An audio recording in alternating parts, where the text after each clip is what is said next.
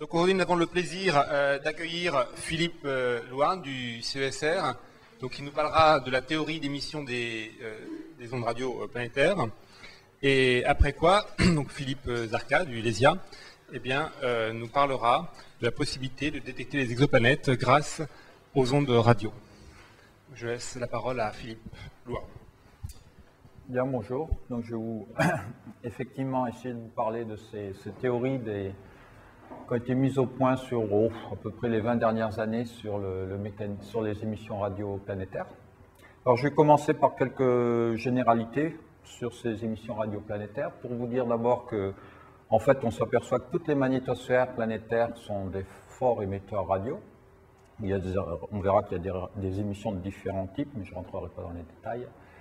Et que d'une manière générale, ces émissions sont toujours intimement liées à l'activité magnétosphérique. C'est un point sur lequel je reviendrai. C'est-à-dire, lorsqu'il se passe quelque chose dans la magnétosphère, lorsque vous avez un processus de relaxation d'énergie dans une magnétosphère, on s'aperçoit que le niveau des émissions radio augmente fortement.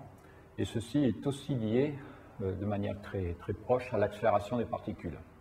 Alors, j'ai parlé des magnétosphères planétaires, mais ça existe aussi des émissions tout à fait similaires dans la couronne solaire, et on pense aussi dans les étoiles. Alors, d'un point de vue scientifique général, je dirais que parmi tous les processus magnétosphériques, on fait le tour de tout ce qui peut exister dans ces plasmas naturels. Moi, j'en viens à la conclusion que ces émissions radio et les théories qui leur sont associées, c'est quand même un des processus les mieux compris, les mieux documentés qui existent aujourd'hui sur la physique de ces plasmas naturels, et je vais vous montrer pourquoi. Je vais faire un historique, vous montrer des exemples de ces émissions radio, puis après je parlerai, et ça sera l'essentiel peut-être de mon exposé, sur le mécanisme d'émission, ce qu'on appelle le mécanisme Maser-cyclotron, qui est en fait une instabilité particulière dans ces plasmas sans collision, sur lesquels je reviendrai. Et après, je parlerai ce que j'appelais le Maser dans son contexte, c'est-à-dire, c'est pas le tout d'avoir un bon mécanisme d'émission, mais encore faut-il montrer que ce mécanisme fonctionne effectivement dans ces milieux naturels, et c'est un point sur lequel je reviendrai. Donc, les émissions qui nous intéressent, je vous en donne un exemple ici. C'est une émission pour vous montrer à quoi ça ressemble. Vous êtes des spécialistes d'émissions radio, non? Un certain nombre d'entre vous. Donc, ça vient de la magnétosphère de Saturne. C'est une mesure faite par Cassini. Alors, vous avez un axe temporel ici, classique. Donc, ici, vous avez sans doute une bonne vingtaine d'heures de données. Et les types d'émissions qui nous intéressent, c'est ce genre, ces émissions ici. Bon, elles sont organisées en fonction de la rotation de la planète. Dans ce cas-là, c'est des émissions qui ont des fréquences aux alentours de quelques centaines de kilohertz, et ça monte à quelques mégahertz dans le cas des émissions de Jupiter. Donc, c'est une émission avec des longueurs d'onde qui varient du kilomètre au décamètre, typiquement. Le point qui est intéressant, c'est dont je vous ai parlé précédemment. Ça, vous avez un axe temporel ici, bon, c'est le même genre de spectre, hein, donc en fréquence et puis en temps. Si vous avez un mois de données, il s'agit de Saturne, et je vous ai dit que ça s'était organisé, ces émissions étaient assez variables en flux, et avec des variations de flux qui étaient liées à l'activité magnétosphérique. Vous avez des exemples ici où vous voyez sur des échelles de quelques dizaines d'heures, vous avez une très forte augmentation de ces flux, et on peut voir, grâce à Cassini, qui est dans la magnétosphère à ce moment-là, qu'il se produit des instabilités de grande échelle dans la magnétosphère liées à l'interaction entre le vent solaire et la magnétosphère. Alors, d'une manière générale, c'est pour un petit peu d'historique, ces émissions, je crois que les premiers exemples remontent à 1955. C'était des émissions qui étaient par les premiers radiotélescopes qu'on a utilisés, qui ont été observés provenant de Jupiter. Jupiter étant un objet très magnétisé, on peut voir ces émissions avec des fréquences au-dessus de la fréquence de coupure ionosphérique, donc du sol. Dans le cas de la Terre, il a fallu attendre les premiers satellites artificiels. Donc je crois que le premier exemple est donné en 1965 de détection de l'émission radio terrestre. Donc comme je vous l'ai dit, c'est des émissions qui ont des fréquences de quelques centaines de kilohertz à quelques mégahertz. C'est-à-dire si on cherche à quelle fréquence caractéristique du milieu cela peut correspondre, on a le choix et on va voir qu'il est important de savoir laquelle des deux fréquences ça pouvait être. On pouvait s'intéresser d'une part à la fréquence plasma du milieu, effectivement, parce que on peut imaginer dans ces magnétosphères trouver des fréquences plasma de cet ordre-là, il faudrait être très bas, très proche de l'ionosphère, ou alors c'est la gyrofréquence des électrons. Le point important, c'est que c'est des flux assez importants, on parle souvent de mégawatts, ce qui implique que les températures de brillance sont extrêmement fortes, 10 puissance 20 Kelvin ou au-delà. C'est-à-dire qu'on ne peut absolument pas expliquer ces émissions par du rayonnement synchrotron classique. Donc il faut chercher des mécanismes un peu plus subtils que des émissions incohérentes. Alors longtemps, on a pensé à des mécanismes proches de ceux qu'on avait mis au point dans le cadre des émissions radiosolaires, qui sont des émissions, en particulier pour les types 3, qui sont des émissions qui se produisent dans des plasmas peu magnétisés. Et des gens ont beaucoup travaillé sur des mécanismes de conversion de mode. Donc on imagine que des faisceaux de particules se propagent dans le milieu, on génère une turbulence électrostatique à fort niveau, et après on invoque des processus de conversion de mode, de résonance, d'interaction entre modes, pour faire un transfert d'énergie des modes électrostatiques vers les modes électromagnétiques. Et ceci donne des émissions à la fréquence plasma ou aux harmoniques de la fréquence plasma en général. Donc ça, c'est les mécanismes classiques qui ont été mis au point dans le cadre de la physique solaire. Et on s'est aperçu, à la fin des années 70 et au début des années 80, qu'en fait ces mécanismes pouvaient fonctionner. Alors il s'agit des premiers exemples, donc c'est un satellite Hawkeye, l'œil de l'aigle, qui a montré que ces émissions aurorales, alors on va parler des émissions aurorales maintenant, ces émissions radio provenaient des zones aurorales des magnétosphères, donc dans ces régions de haute latitude, et étaient générées dans des régimes où le rapport oméga P sur oméga C était très petit. C'est-à-dire que nous avions des régions essentiellement dominées par le champ magnétique, et a priori la fréquence qui était vue de ces émissions n'était pas la fréquence plasma, mais la gyrofréquence des électrons. Donc les mécanismes précédemment invoqués de résonance onde-onde, qui font du rayonnement à la fréquence plasma ou aux harmoniques de la fréquence plasma, ne pouvaient pas être invoqués pour expliquer ces rayonnements. Vous avez un exemple ici. Alors là, c'est un crowbar, un dessin que j'ai fait, mais là vous avez quand même une observation qui vient de Cassini. On voit donc le disque de la planète, et ça vous donne la localisation des sources, mais je pense que c'est un point sur lequel Philippe parlera beaucoup plus par la suite. Non, pas du tout. Ah bon, je me suis trompé. Hein. Donc oui, sur Cassini, on a la possibilité d'identifier la direction des sources, et on a pu montrer dans un cas comme ça directement que ces sources, on le connaissait déjà, mais c'est une illustration, ces sources venaient des zones aurorales. Donc ça, c'est le premier point. Le fait que ces émissions proviennent de régions de faible oméga P sur oméga C. Sur le mode X, j'y reviendrai, donc c'est un mode particulier de propagation, et dans les cadres d'une propagation quasi perpendiculaire aux lignes de champ magnétique. Donc là, je vous fais un petit peu de théorie, un rappel rapide des différentes, vous savez sans doute tous ceci, bonjour, de la propagation haute fréquence dans les plasmas.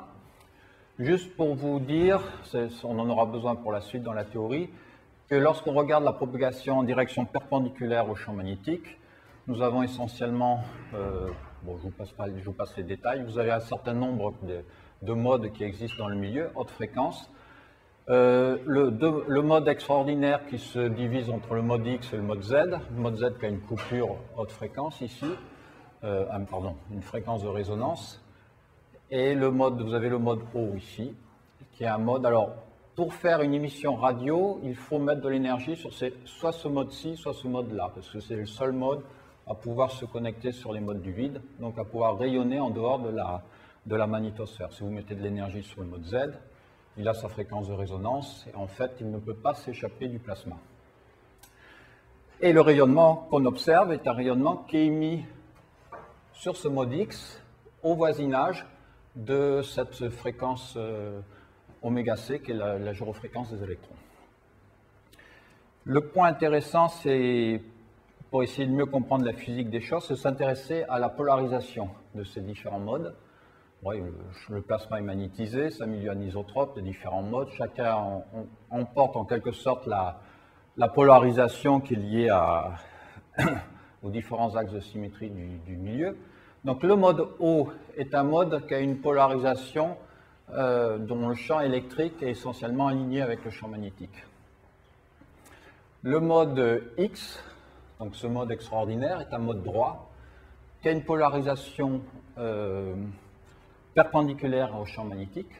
D'accord? Donc c'est dans le champ électrique de ce mode, en fait, tourne autour du champ magnétique et tourne autour du champ magnétique dans le sens des électrons. C'est-à-dire que c'est un mode dont on perçoit que si on arrive à expliquer l'interaction de ce champ électrique tournant avec les populations d'électrons qui tournent dans le même sens, on peut imaginer qu'il y a une interaction assez forte entre ces ondes-là et les populations électroniques. Vous voyez que le mode O, à contrario, est un mode qui aura moins tendance à se connecter à ce mouvement primaire des électrons, qui est un mouvement de rotation autour du champ magnétique. Donc ces considérations de polarisation, pour comprendre la physique, sont particulièrement importantes dans ce cas. Donc il est assez logique, peut-être, de dire qu'on a trouvé ce rayonnement sur le mode X lié à cette polarisation droite qui correspond à une possibilité du maximum d'interaction avec les électrons. Alors simplement, une fois qu'on a dit ça, il faut trouver maintenant les bons mécanismes d'émission, le mécanisme d'instabilité qui va pouvoir faire cette connexion entre le champ électrique tournant des ondes et ces populations électroniques. Donc là, c'est du calcul classique d'instabilité cinétique dans les plasmas. Donc, je vous en montre rapidement juste pour le canevas. On part de l'équation de Vlasov, on la perturbe. Alors là, je l'ai écrit pour des polarisations. Alors, ce n'est pas les polarisations X, Y, Z classiques, c'est pour des polarisations circulaires droite, gauche, et la polarisation longitudinale. Alors, les axes sont toujours l'axe magnétique. Hein, c'est le champ magnétique qui fait l'axe dans tous ces milieux-là. Et donc, ça se résout, il n'y a pas de souci. Et simplement, je tire donc vous trouvez les pôles cyclotrons classiques. Ici, dans ce calcul, j'attire l'attention sur le fait qu'on garde le facteur de correction relativiste, le facteur de Lorentz, qui va, on va le montrer, jouer un rôle essentiel dans ce type d'instabilité. Alors, ce n'est pas du tout évident de garder ce facteur relativiste, puisque dans ces magnétosphères planétaires, nous ne sommes pas dans des magnétosphères de pulsars ou que sais-je, nous avons des énergies des électrons de quelques dizaines de kiloélectronvolts maximum. Donc le fait de garder ce facteur de Lorentz, ce n'est pas du tout naturel. Mais on va voir pourquoi, en fait, il faut le garder. Donc quand on résout le problème, on arrive à une équation de dispersion pour ces ondes que je vous ai écrite là. Donc c'est... Je peux bouger ça, mais ça ne change rien. C'est donc ça, c'est la relation de dispersion, donc avec l'indice des ondes, et de la polarisation. Je garde ici que la polarisation droite. Donc la polarisation de ces ondes qui tournent avec les électrons. On peut garder tout. On se rajoute des fonctions de Bessel, des tas de choses inutiles en fait au final, parce que ce qui compte, c'est vraiment de garder juste cette interaction, ces termes qui décrivent l'interaction entre les électrons qui tournent dans le milieu et le champ électrique tournant de l'onde. Donc voilà, ici c'est la fonction de distribution. En fait, on fait apparaître le terme df sur dp perp. Alors p, c'est la vitesse perpendiculaire, si vous voulez. N'apparaissent que les gradients de la fonction de distribution qui sont dans la direction perpendiculaire à la ligne de au champ magnétique. Alors pourquoi faut-il garder la correction relativiste pour des électrons de quelques dizaines de kiloélectronvolts? Alors ça vient du fait que, alors je retourne 2 transparents en arrière, 3 peut-être même, 4. On a dit que le rayonnement radio, c'était prouvé expérimentalement, est généré sur le mode X au voisinage de la coupure de ce mode. Donc vous avez la formule de cette coupure qui dépend de la gyrofréquence dans le milieu et de la fréquence plasma. Et ceci dans des milieux où le rapport oméga P sur oméga C est très petit devant 1. Typiquement, on a des rapports de 10-1, 10-2, c'est-à-dire où nous sommes dans des plasmas fortement magnétisés. En fait, il s'agit simplement de travail dans les régions les plus magnétisées de la magnétosphère. Donc, quand on revient sur l'expression de cette fréquence de coupure du mode droit, que je vous écris ici, quand on fait le développement, on voit que c'est oméga C corrigé d'un terme qui est en oméga P carré sur oméga C carré. Donc, dans les conditions orales, on a ce rapport qui est typiquement de l'ordre de 10-2, qui est petit. Maintenant, si on s'intéresse à la correction relativiste, donc cette partie-là du terme, le facteur gamma, c'est à peu près 1, mais à 10-2 près aussi. D'accord? Si on prend des électrons de quelques dizaines de kiloélectronvolts. Et dans la relation de résonance cyclotronique que j'écris ici, en fait, on s'aperçoit que les différents termes, c'est-à-dire oméga moins oméga C sur gamma et le K parallèle V parallèle, K parallèle est le vecteur d'onde parallèle à la ligne de champ, tous ces termes sont de même ordre de grandeur. Ce qui signifie que même si on avait des électrons a priori peu relativistes, comme on travaille au voisinage proche de la gyrofréquence des électrons, on doit prendre en compte cette correction relativiste dans la gyrofréquence des particules. Alors ça peut paraître un détail, et on a longtemps cru que c'était un détail, mais en fait, on s'aperçoit que cette prise en compte des effets relativistes change totalement la nature de l'interaction. Même si on fait le calcul direct, en fait, de l'interaction de ces particules qui tournent avec ce champ qui tourne, si vous ne prenez pas en compte les interactions relativistes, donc les effets relativistes liés à ce gamma, à la dynamique relativiste, on peut montrer qu'il n'y a pas d'échange ou très peu d'échange énergétique entre ces électrons et les ondes. Et en fait, l'essentiel de l'échange énergétique se fait par ces effets relativistes. Ce qui fait que ça se traduit dans l'étude de l'instabilité par le fait que si vous n'avez pas le gamma, si gamma est égal à 1, pardon, la courbe de résonance donc, correspond à l'annulation de ce terme, est en fait une droite dans l'espace des phases. Et on peut montrer qu'à ce moment-là, il n'y a pas d'instabilité dans le milieu. Il n'y a pas, oui, les ondes ne sont pas absorbées. Il n'y a pas d'interaction entre les ondes et les particules. Par contre, si on prend en compte cette correction relativiste, la courbe d'instabilité qui était une droite, si gamma égale 1, devient une ellipse dans cette représentation de l'espace des phases en vitesse parallèle au champ magnétique et en vitesse perpendiculaire. Et le taux de croissance des ondes, vous l'avez écrit ici, c'est égal à l'intégration le long de cette ellipse de ces gradients df sur dp perp de la fonction de distribution.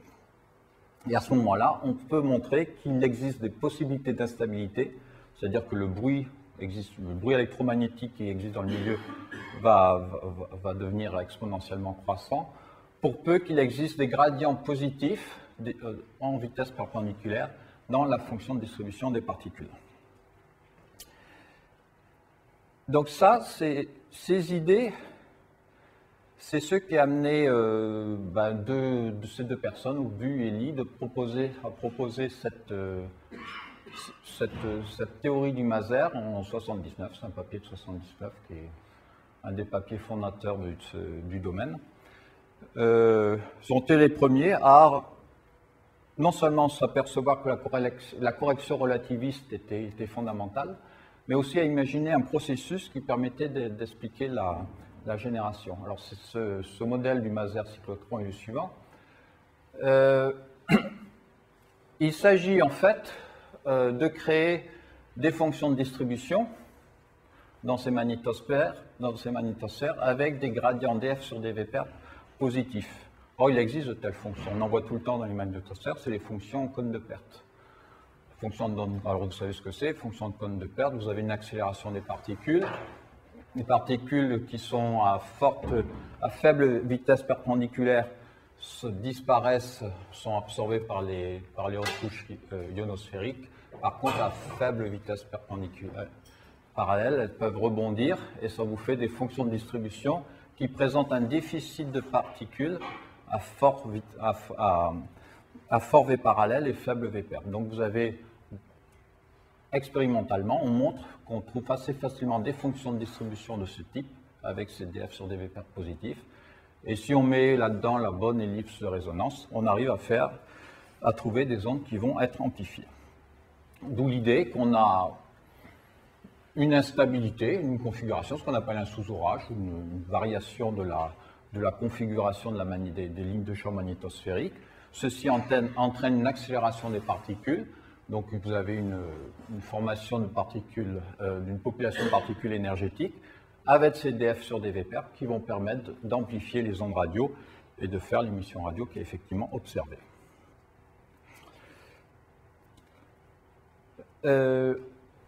Bon, à ce niveau-là, on a mis en place un mécanisme, on a trouvé un scénario qui semble tenir la route sur ces émissions radio. Et on peut s'intéresser à des choses un peu plus compliquées qui sont les aspects quantitatifs. Il s'agit de maintenant, non seulement on a le mécanisme et un modèle, comment ça peut fonctionner, mais de savoir est-ce que ces mécanismes sont suffisamment puissants, suffisamment efficaces pour expliquer les émissions observées. Alors là, je dois dire qu'on rentre dans un domaine qui est le domaine quantitatif, savoir quel est le niveau réel des ondes émises dans un tel milieu. Et c'est encore des débats qui sont largement ouverts parce que je pense qu'il n'y a pas de solution définitive. Il y a un certain nombre de possibilités qui s'ouvrent pour expliquer le niveau des ondes, le niveau final, le flux final observé. Alors je vais les lister. Vous avez d'abord de la convection, tout simplement, c'est-à-dire que vous avez une onde, vous avez un milieu amplificateur et l'onde va passer simplement un certain temps ou va se propager pendant une certaine distance, sur une certaine distance dans ce milieu. Et donc, on a simplement le niveau final des ondes qui est lié au niveau initial multiplié par un facteur d'amplification. Or, ça, c'est bien joli, peut-être c'est une part de réalité, mais ça dépend fortement, évidemment, de la longueur d'amplification, qui est une chose que l'on ne connaît pas dans ces milieux. Ce n'est pas un objet fabriqué dont on connaît la longueur d'amplification. Donc, cette théorie est en fait très, très peu prédictive. Il faut toujours faire ce calcul pour savoir si on a la place pour amplifier les ondes, mais elle est très peu prédictive.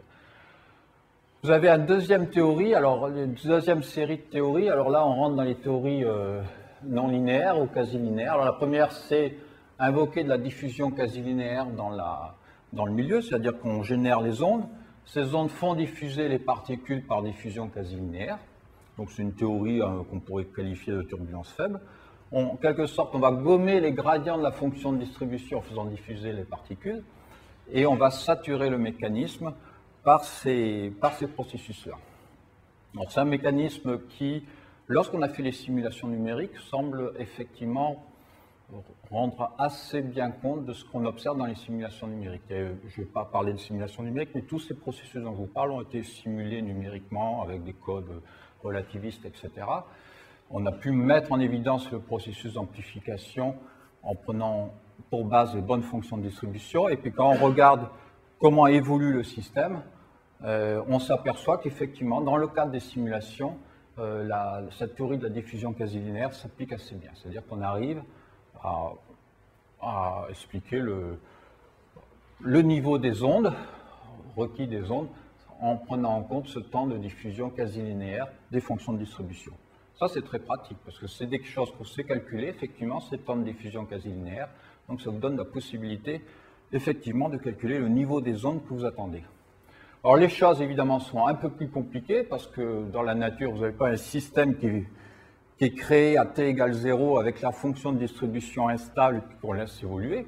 Vous avez des termes sources. La fonction de distribution instable est en permanence en train de se refabriquer par des processus sur lesquels je reviendrai plus tard. Vous avez des processus de perte. Donc en fait, et là, il y a pas mal de travaux qui ont été faits dans les années 90, ça c'est intéressant, où on considère un système de deux équations, ça ressemble à du Lopta-Volterra des fois, en non linéaire, et qui permettent d'expliquer des tas de comportements chaotiques ou réguliers dans l'évolution du flux des fonctions des émissions radio observées. Vous avez d'autres théories qui ont été mises en place. Alors là, toujours dans le cadre des théories non linéaires, la théorie quasi linéaire laisse place plus généralement, enfin l'idée c'est qu'on a des spectres larges qui sont émis pour qu'on puisse appliquer la théorie quasi-linéaire. Alors il existe d'autres théories qui ont été mises en place, théorie du piégeage. Donc là au contraire, on travaille dans une hypothèse monochromatique, c'est-à-dire qu'on imagine que l'onde a une faible largeur, que les ondes, le spectre a une faible largeur spectrale, et qu'il y a un piégeage de particules dans le potentiel des ondes. Et la saturation dans un cas comme ça, alors c'est des théories, en particulier c'est des gens du CETP qui ont pas mal travaillé sur ces processus-là. On arrive à une saturation lorsque la fréquence de piégeage, je vous en donne juste les dimensions ici, devient de l'ordre de grandeur du taux de croissance des ondes. À ce moment-là, vous avez saturation des ondes. C'est aussi une bonne théorie prédictive. Alors, c'était appliqué à Saturne, dans le cas de Saturne, pour trouver le niveau maximum des ondes. En fait, la théorie du piégeage vous donne le niveau maximum, un extrémum du flux que vous pouvez attendre de ces émissions radio.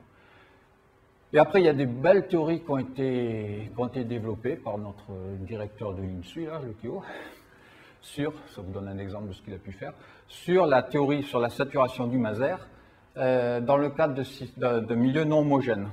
Alors ça devient un peu plus compliqué. Le point important ici, c'est que dans le cas de la Terre, par exemple, ces ondes qu'on observe sont des ondes avec des longueurs d'onde kilométriques, typiquement. Et on s'aperçoit que l'échelle d'inhomogénéité typique du milieu peut être aussi de l'ordre kilométrique. C'est-à-dire sur une échelle de l'ordre de la longueur d'onde, vous avez suffisamment modifié le champ magnétique, donc la gyrofréquence, pour que vous puissiez affecter la résonance, l'interaction, la condition de résonance entre les électrons et l'onde. Donc à partir de ce moment-là, la théorie homogène ne s'applique plus. Il faut passer à des théories plus complexes, où il faut faire du calcul complet, en tenant en compte de ces effets d'inhomogénéité, de l'interaction de l'onde avec les particules. Et ça aussi, c'est une bonne théorie prédictive, parce que vous pouvez, le milieu, l'inhomogénéité du milieu, une chose que l'on connaît bien, puisqu'il s'agit de champs bipolaires, de lui-même limite l'amplification des ondes. Donc ça a été, je crois que d'ailleurs c'est un des rares exemples de calcul effectif du niveau des ondes. C'est Philippe Zarka et autres qui ont fait ça, où on part du niveau thermique, du rayonnement incohérent de ces électrons qui tournent dans le milieu, qui sont en gyration dans le milieu, donc qui font un bain d'ondes incohérent. Et on applique cette théorie, donc qui offre un calcul explicite du taux maximum d'amplification des ondes pour obtenir au final le niveau couplé des ondes, le flux des ondes radio. Et on trouve un résultat qui est, autant que je me souvienne, un petit peu marginal, un petit peu faible. C'est-à-dire que si cette théorie s'appliquait, soit l'homogénéité un peu forte, soit le taux de l'énergie typique des particules est un peu faible, on est limite. Voilà. Alors, je vous ai donné les grandes lignes du mécanisme, de ses aspects quantitatifs. Et je vais passer maintenant à une deuxième partie de mon exposé qui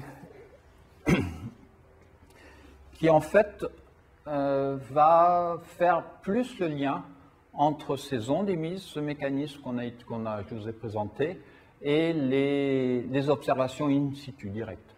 Le point, c'est que, il y a eu, à la fin des années 80, dans les années 90, il y a eu 2 satellites, Viking puis FAST. Donc Viking est un satellite de main-d'œuvre, sous maîtrise d'œuvre suédoise, et FAST était un satellite de la NASA.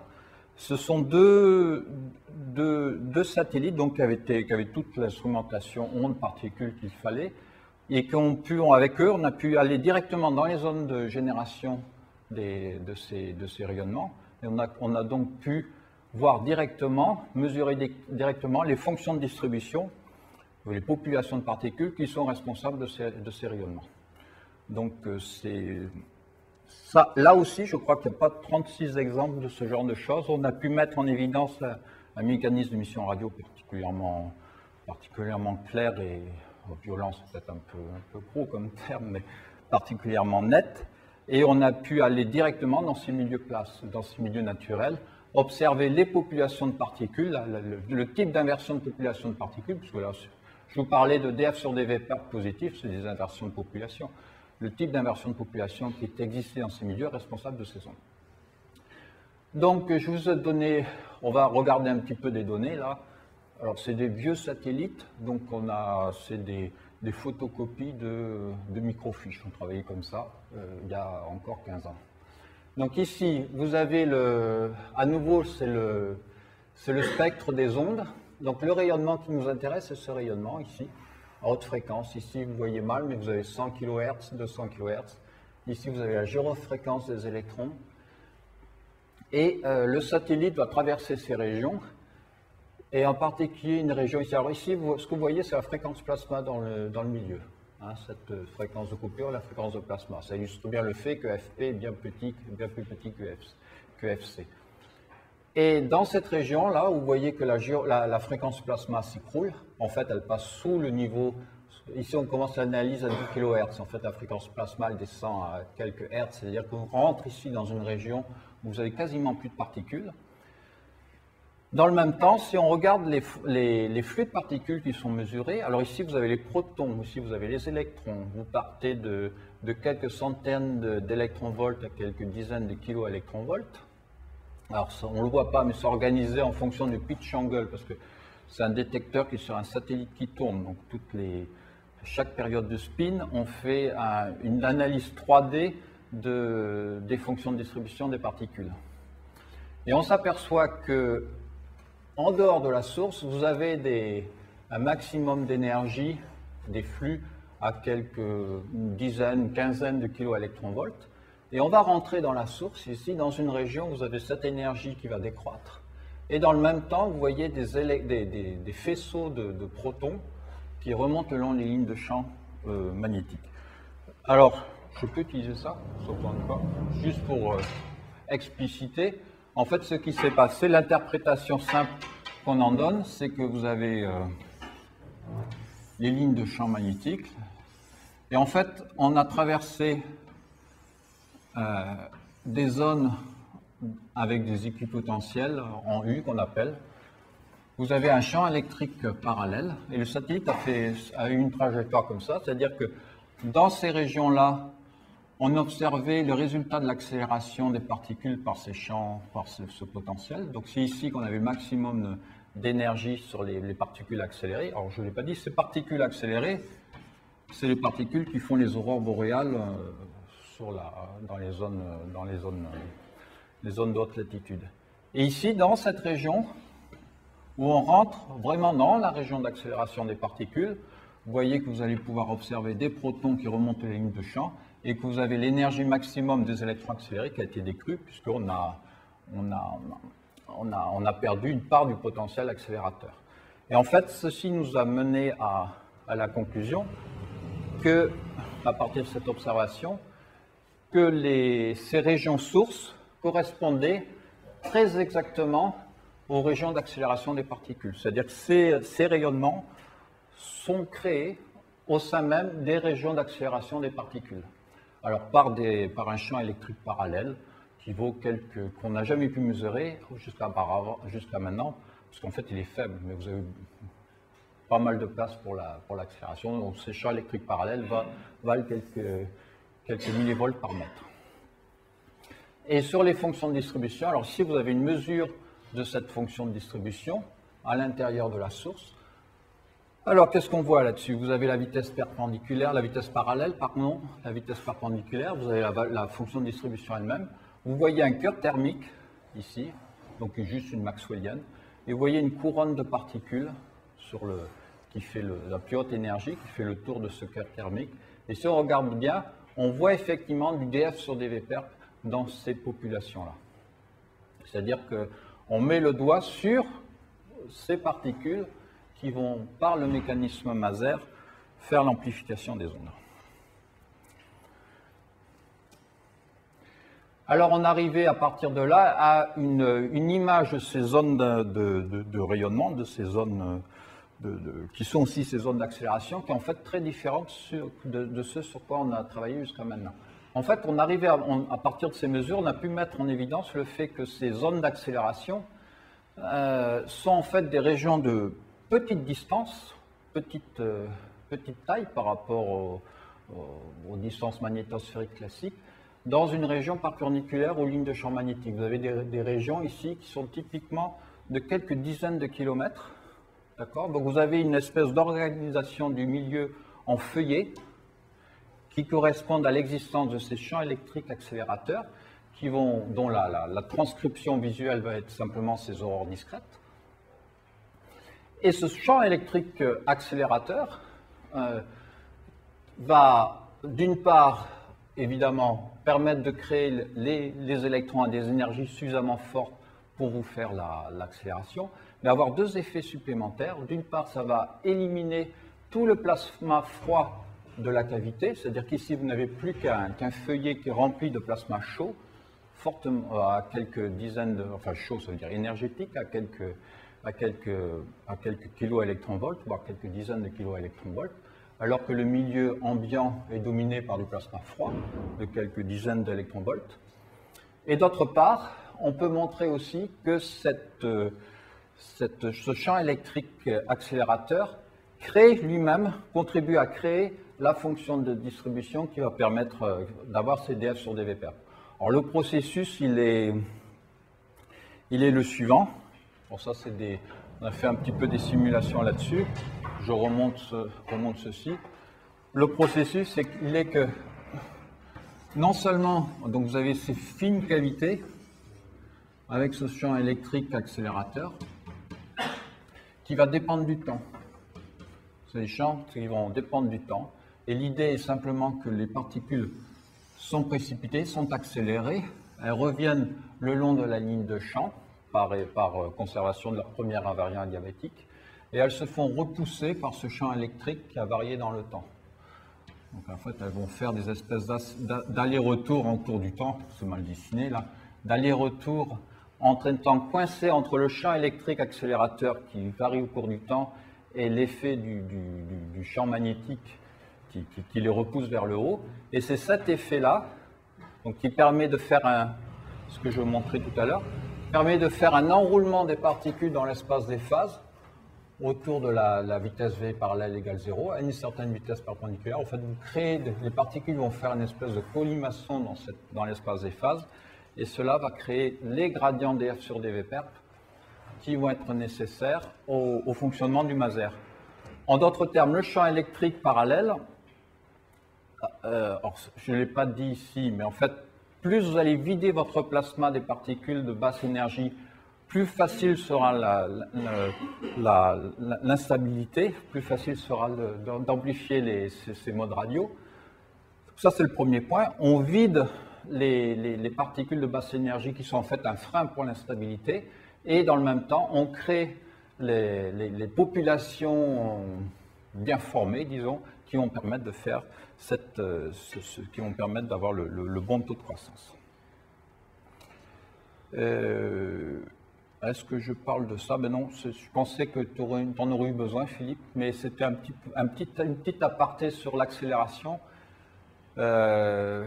Accélérer des particules dans un plasma sans collision, où normalement vous n'avez pas de champs électriques parallèles qui peuvent exister, n'est pas une chose totalement triviale. On ne sait toujours pas beaucoup, tu en as un petit peu besoin. Donc l'idée qui avait été développée, c'est une simulation qu'on a pu faire dans les années 2000, c'était d'utiliser la cavité. On reprend cette image de la cavité de plasma et on y fait propager des ondes d'Alven. Alors ces ondes d'Alven, dans ce gradient de densité, perpendiculaire aux lignes de champ magnétique, les ondes d'Alven vont avoir des propriétés dispersives qui vont se modifier, et elles vont en particulier développer des forts K-perp, enfin des fortes inhomogénéités perpendiculaires aux lignes de champ magnétique. Et on peut montrer que dans ces cas-là, ces ondes d'Alven deviennent ce qu'on appelle des ondes d'Alven cinétiques, et développe des champs électriques parallèles importants. Donc ça, c'est un exemple de la simulation où on a fait donc propager ces ondes d'Alven dans ces cavités, donc ces ondes d'Alven qui sont créées par l'activité magnétosphérique en général. Donc vous avez ici au cours du temps, non, pardon, ceci est l'espace, le long du champ magnétique, le long du champ magnétique, ceci est le temps. Vous avez un joli exemple de construction de structures non linéaires ici. Vous avez le champ électrique de l'onde d'Alven qui se propage, qui descend le long de la ligne de champ. Ce champ électrique commence à interagir avec les particules et vous voyez se créer par derrière des structures de forte amplitude. En fait, ce champ électrique s'est fractionné en petits éléments de taille bien plus modeste. La taille initiale est de quelques milliers de kilomètres de la longueur d'onde de l'onde d'Alven. Et en fait, tout ceci se fractionne en double couches fortes qui vont chacune avoir des dimensions de quelques centaines de kilomètres. Donc vous avez créé des pics intenses de champs électriques accélérateurs dans le milieu. Alors c'est intéressant, d'une part, ça explicite un petit peu comment se fractionne le champ électrique accélérateur, quel est le mécanisme qui permet de soutenir ces champs électriques accélérateurs. Donc c'est intéressant pour la physique de l'accélération elle-même. C'est intéressant pour la physique des émissions radio, parce que l'idée c'est qu'on peut, je ne vous ai pas montré, mais les spectres dynamiques des ondes radio ont plein de structures, possèdent une multitude de structures très fines, avec des échelles de si vous avez une émission à quelques centaines de kilohertz, à des échelles de quelques hertz, ou quelques dizaines de hertz.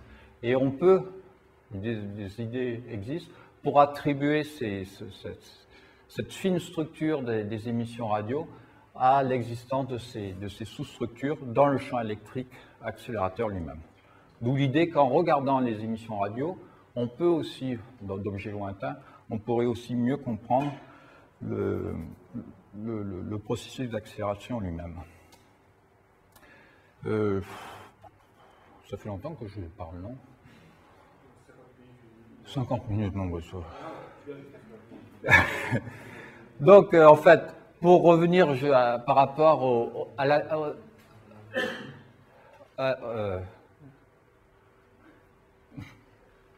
des questions? Non? Non, mais je suis arrivé en retard. C'est quoi la KR? La KR, pardon, c'est le rayonnement auroral kilométrique. C'est le nom propre de l'émission radio terrestre, aurorale. Dans le cas de Saturne, on va dire le SKR, c'est Saturn Kilometric Radiation. Et dans le cas, voilà, dans le cas, c'est Kilometric Radiation. Et dans le cas de Jupiter, ça n'a rien à voir, voilà. On parle d'hommes et de dames. Je ne sais pas qui c'est que... Parce que dans le cas... Oui, peu importe. Dans le cas de Jupiter, les émissions sont décamétriques ou ectométriques. Alors les décamétriques, on les appelle des dames. Je ne sais pas, les ectométriques, on les appelle des hommes. Je ne sais pas l'origine de la nomenclature dans ce cas-là. Pour revenir aux émissions de type AKR, puisque c'est les seules dans lesquelles on a pu aller voir, peut-être on va le faire bientôt avec Cassini, on va traverser les régions d'accélération dans Saturne, mais jusqu'à maintenant on n'a pu le faire que dans le cas de la Terre. Donc vous voyez que ce modèle de cavité fine habitée par des champs électriques parallèles accélérateurs change complètement la nature du milieu dans lequel on peut travailler.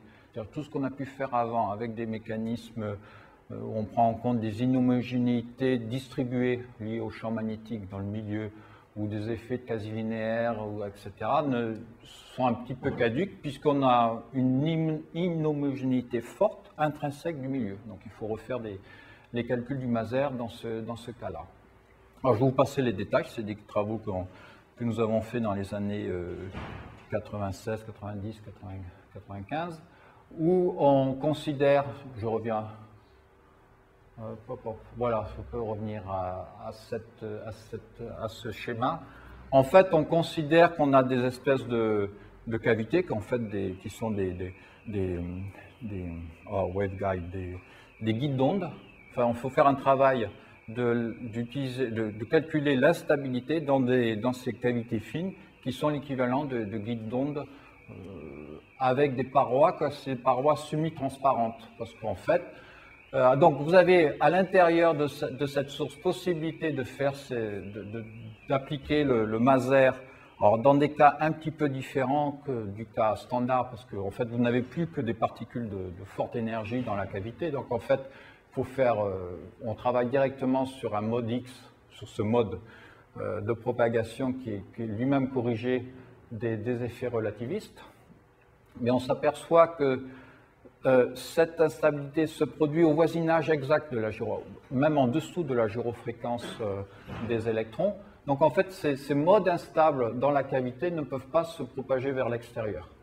Donc ils sont en quelque sorte piégés dans le milieu, et c'est simplement à partir d'une certaine altitude, quand les fréquences caractéristiques dans le milieu auront diminué, liées en particulier au fait que le champ magnétique diminue en s'élevant, donc la gyrofréquence va diminuer, ces modes qu'on a créés dans la cavité vont pouvoir s'échapper de la cavité, se propager à l'extérieur pour former l'émission radio qu'on voit effectivement.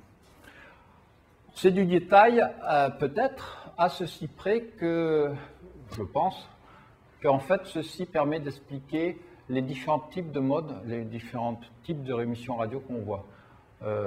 En fait, d'un point de vue expérimental, on voit que ces émissions radio peuvent être parfois sur le mode O, sur le mode X, ce sont des modes très différents. Et dans ce cas-là, le Maser, l'instabilité elle-même, elle ne marche bien, justement liée à ce fait que c'est le seul moyen d'interagir, la polarisation de droite, le seul moyen d'interagir efficacement avec les électrons. Donc le Maser ne fonctionne bien qu'avec le mode X. Par contre, dans un mécanisme de ce type, vous avez possibilité de conversion linéaire sur l'interface entre la source et le milieu extérieur, du mode interne vers un mode externe qui peut être soit du mode X, soit du mode O. Et on s'aperçoit quand on fait le calcul qu'on peut créer un fort niveau de mode O à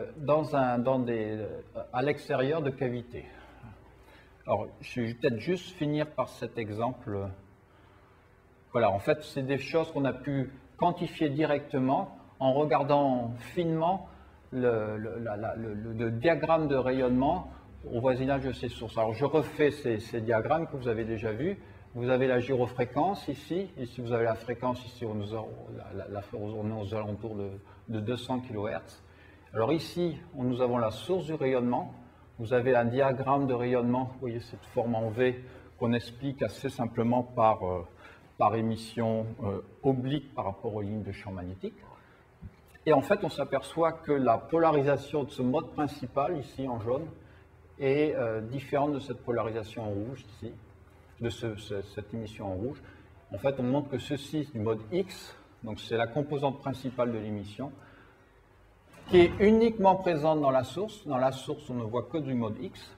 Par contre, vous voyez ici du mode O, donc cette deuxième composante des émissions radio, qui seraient générées selon cette théorie. Mais la théorie montre que les niveaux sont à peu près en accord avec des observations par processus de conversion sur les interfaces de la cavité. Donc, bon, je vais peut-être laisser passer ça. On a, si vous voulez, c'est un exemple où non seulement on a pu identifier à partir du mécanisme, si on fait toute l'histoire, on a pu identifier un bon mécanisme d'émission, une instabilité qui fonctionne proprement. On a vu que les effets relativistes étaient absolument essentiels pour expliquer le fonctionnement de cette instabilité. Par l'observation in situ, on a pu mettre en évidence pourquoi pourquoi cette instabilité était liée aussi intimement à l'accélération dans le milieu, à ces processus d'accélération. On a vu que ceci changeait aussi fortement l'image qu'on devait se faire de ces sources, qui ne sont pas des sources homogènes, mais qui sont des sources fortement organisées avec une espèce de juxtaposition de guides d'onde, liés à la présence de ces champs électriques qui sont filamentaires, on va dire. Et quand on recolle tous les morceaux de tout ça, bon, finalement, on explique beaucoup mieux, me semble-t-il, les différentes polarisations des ondes qui sont observées par rapport aux mécanismes initial qui est un mécanisme qui ne fonctionne bien qu'avec le mécanisme, qu'avec des émissions du type X. Voilà. Le point noir qui reste, enfin noir non, c'est du travail toujours à faire, c'est que dans ce nouveau cadre, avec ces cavités, ces ondes d'onde, il n'y a aucune théorie qui a été développée pour calculer le niveau effectif des ondes à partir du... Le problème est nettement plus compliqué parce que vous avez le champ électrique parallèle qui va lui-même créer en permanence la source d'énergie libre pour le maser. Donc vous avez un problème qui est beaucoup plus compliqué que dans les problèmes précédents, qui était un problème où finalement on ne s'imposait pas de source particulière dans les fonctions de distribution. Tandis que là on a un problème qui lie intimement l'efficacité de l'accélération avec le niveau des ondes qui s'amplifient dans le système, et ça n'a toujours pas été fait. Puisque d'abord, il faudrait comprendre comment on accélère ces particules, ce qu'on n'a pas tout à fait compris encore. Voilà.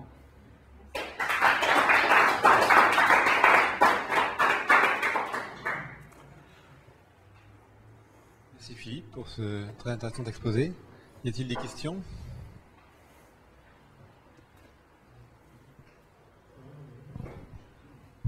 Moi j'ai une question en fait dans ce... Non, ça... c'est pour l'enregistrement. Dans ce que tu disais à la main, dans ce qui manque en fait, le problème de la cavité, c'est plus en fait le problème de l'effet du champ électrique accélérateur variable qu'il faut prendre en compte que le problème de la cavité résonante et de la sélection de mode. Oui, je pense, oui, parce que le problème de la sélection de mode, de la cavité résonante, bon, ça c'est la théorie linéaire, on a écrit les équations, il n'y a pas de souci particulier avec ça, me semble-t-il. Par contre, la construction du champ électrique parallèle, son origine, son organisation spatiale, sont des problèmes encore tout à fait ouverts.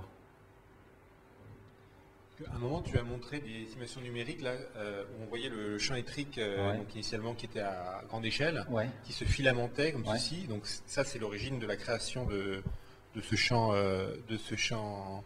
accélérateur, j'imagine. Oui, dans le cas il se concentre localement. Ces trucs-là, là, oui, oui, c'est ça, oui.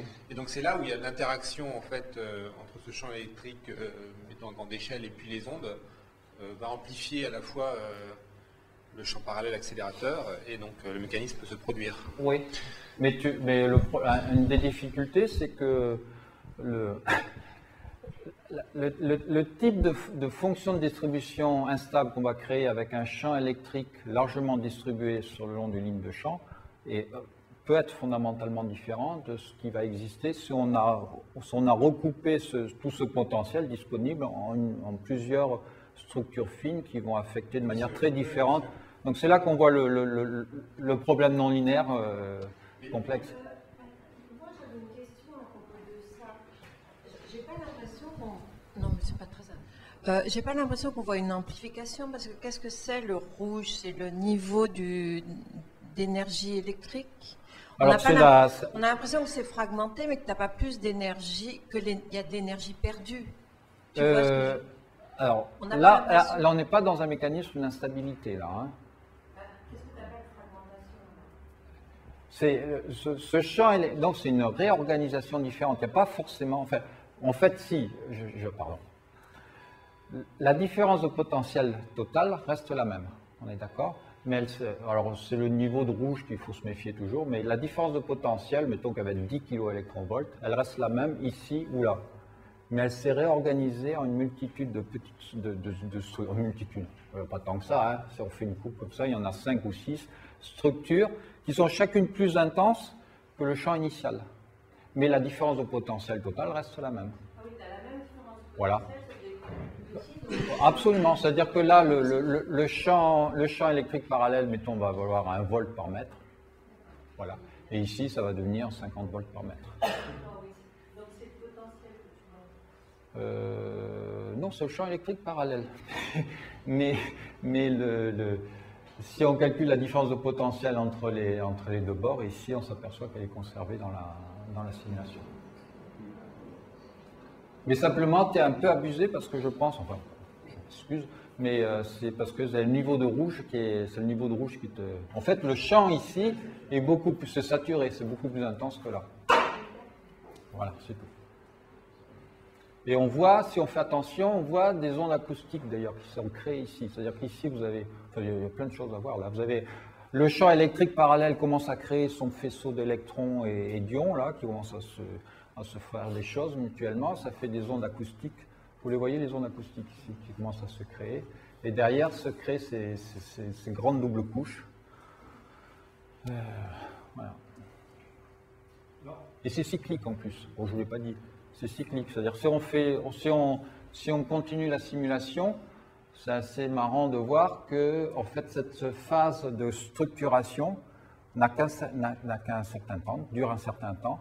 Et après, on retrouve c'est-à-dire qu'on a une phase de saturation qui va durer quelques centaines de gyrofréquences, typiquement. Les doubles couches vont interagir elles-mêmes, elles vont se remélanger, et on va retrouver une phase avec un champ électrique homogène installé le long de la ligne de champ. Et en fait, on s'aperçoit qu'il y a plusieurs cycles comme ça dans la simulation. On a mis en place, on a mis en évidence plusieurs cycles. C'est tout. Voilà. Alors, ce que font les émissions radio avec un machin comme ça, je ne sais pas. Qu'est-ce qui manque à cette simulation-là pour avoir la théorie complète que tu mentionnais? Alors, pour avoir la théorie complète. Parce que là, on a l'impression qu'on a une façon de générer. Alors, le premier point, la première difficulté, c'est que. Qu'est-ce qui manque? Il manque l'ordinateur qui serait capable. Parce que là, il n'y a pas d'effet relativiste. D'accord. Donc, il n'y a pas les ondes, en fait. Elles ne sont pas générées. Il n'y a pas les ondes de haute fréquence. Il n'y a pas les ondes de haute fréquence là-dedans. Il n'y a pas l'effet relativiste. Pour avoir bien le phénomène, il faut pouvoir faire une simulation le long de la ligne de champ magnétique qui va correspondre à plusieurs milliers de kilomètres en réel. Donc, c'est plusieurs centaines de longueurs de Debye, plusieurs milliers de longueurs de Debye. Et alors que le processus haute fréquence, lui, va interagir à une échelle beaucoup plus petite que là, ça, c'est le premier point. Le deuxième point est temporel. Ici, c'est des simulations gyrocinétiques, c'est-à-dire qu'on a on garde que on a pour les ions une simulation particulière classique, et pour les électrons, on travaille avec le centre de masse uniquement. C'est-à-dire qu'on n'a pas possibilité bref, on a fait une moyenne sur les périodes cyclotroniques des électrons, ce qu'il ne faudrait absolument pas faire pour avoir l'émission radio. Je ne sais pas, parce que je ne suis pas assez versé dans ce champ, mais c'est vraiment possible de faire un post-processing, c'est-à-dire d'utiliser ça pour après calculer l'émission des ondes. Si. Parce que le terme relativiste, il est important pour l'émission, mais est-ce qu'il a une Non. action? Ça a été fait. D'accord. On a fait ça, et on a fait, mais je crois qu'on a dû le laisser sur une étagère, parce que, je ne sais pas. Mais oui, bien sûr, on s'est dit, ça se fait maintenant pour Jupiter. Fabrice Montez le fait, mais l'idée, c'est de mettre tout ça, le résultat, les ordres de grandeur typiques qu'on a là, dans un milieu inhomogène, essayer de faire la... D'accord. Donc ça c'est... Oui. D'accord. Donc on n'est pas si loin de ça, du coup, de la théorie complète. Oui. D'accord. Oui. On n'est pas si loin que ça, oui. À part qu'il faut encore mettre de l'inhomogénéité perpendiculaire pour faire la cavité. Je peux rendre le micro, alors c'est ça que j'allais dire. Ça, c'est une simulation 1D. On voit la structuration parallèle au champ magnétique. Non, c'est 2D, ça. Je n'ai gardé... Ce qui est dessiné, oui, c'est ça. Oui, je n'ai gardé qu'une dimension, mais c'est une simulation 2D, ça. Et parce qu'on avait fait la cavité, là. Quand même, on avait fait la cavité. On avait modulé dans la direction perpendiculaire la densité de plasma. Ok. Mais c'était cyclique. Bon, c'est un petit défaut.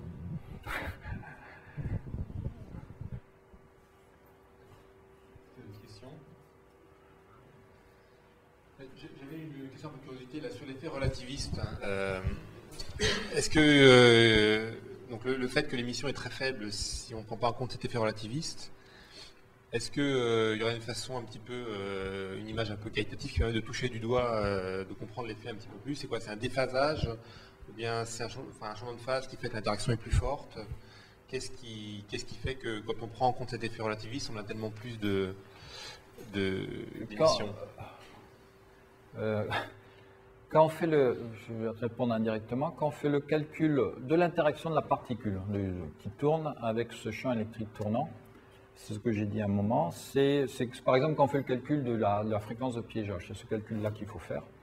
Si on ne prend pas en compte, en fait on s'aperçoit, alors maintenant ça fait un moment que je n'ai pas fait ces calculs, mais si on ne prend pas en compte le facteur relativiste, la dynamique relativiste, En fait, on s'aperçoit qu'on n'a pas cette mise en, on n'a pas cette mise en phase des particules avec l'onde. C'est-à-dire que les particules n'arrivent pas à se mettre en phase de manière beaucoup moins efficace ou différemment par rapport au champ tournant de l'onde. C'est l'effet relativiste qui les fait se regrouper dans un plot qui serait perpendiculaire c'est l'effet relativiste qui les fait se regrouper dans une région privilégiée où elles se mettent à osciller dans l'espace des phases. Et je pense que c'est lié à ça. S'il n'y a pas l'effet relativiste, en fait, elles continuent leur histoire sans trop s'intéresser au champ électrique. Et l'effet relativiste modifie un petit peu les... En fait, on a un couplage énergétique beaucoup plus efficace. Ça change le gamma légèrement, donc ça change la vitesse de rotation, et c'est ça qui permet de faire l'ajustement de phase. J'essaie juste de comprendre un petit peu le... C'est pas d'autres questions. Donc c'est pas d'autres questions, on va remercier Philippe.